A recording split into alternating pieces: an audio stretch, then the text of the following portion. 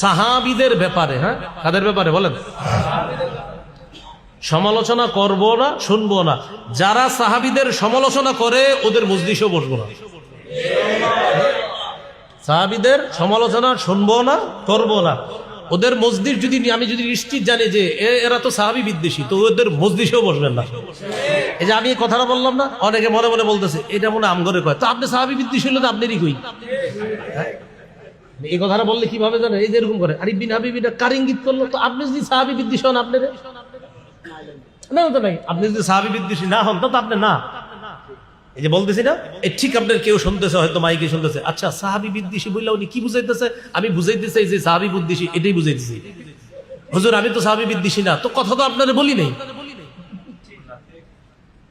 সাহাবীদের আপনার মর্যাদা নিয়ে একবার বয়ান দিছে জুমায়, তো সেখানে বয়ান দিতে দিতে সাহাবী বিদ্বেষীদের কি পরিণতি এই ব্যাপারে আলোচনা করছে। জুমার পরে একজন কয় আপনার সাথে একটু কথা আছে।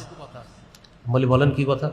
রোমে যাইতে যেতে উনি বলতেন আপনি সাহাবী বিদ্বেষের যে বিষয়টা বললেন, তাদের উপর আল্লাহর অভিশাপ ভেবে বললেন। আমি হ্যাঁ কি বলতে চান সেটা বলেন। মানে সাহাবী বিদ্বেষ কারা লালন করে? আমি আপনি সাহাবী বিদ্বেষী কিনা সেটা বলেন। কয় আস্তাগফিরুল্লাহ কি বলেন? তো আপনি মানে আপনার সমস্যা কি বয়ানে? প্রশ্নে তো বোঝা যায় মাঝে মাঝে যে এই লোক আসলে কি জানতে চায়। আপনি সাহাবী বিদ্বেষী কিনা সেটা বলেন। যে আপনি না হন তো আপনার তো সমস্যা নেই, আপনি তো মাশাআল্লাহ আমার দলের লোক, আলহামদুলিল্লাহ, আপনি সাহাবী ভালোবাসেন, আমিও ভালোবাসি, তো আপনার তো সমস্যা নেই। উনি একটা হ্যাঁ হ্যাঁ করে হাঁটি দিচ্ছে।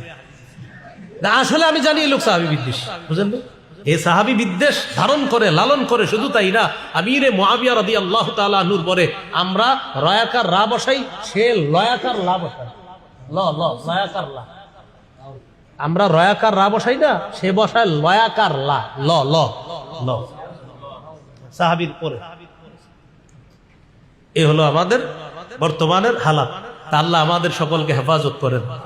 তাহলে কোরআন, সুন্নাহ, ইজমা, কিয়াস, এই চারটা বিষয় আমরা কোরআন থেকেই জানলাম।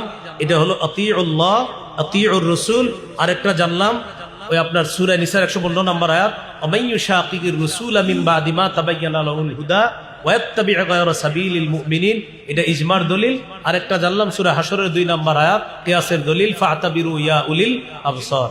আল্লাহ আমাদের সকলকে এই যে বিষয়গুলো আমরা বললাম, বিশেষ করে মুনকিরিনে হাদিস, যারা হাদিস অস্বীকারী, তাদের ব্যাপারে যেন আমরা সচেতনতা অবলম্বন করতে পারি। আল্লাহ তৌফিক দান করেন। ইনশাআল্লাহ আপনার ভাই আলোচনা করবে, আলোচনার পর এরপরে আমরা যাব ছাত্র ভাই যারা আছে ইনশাআল্লাহ।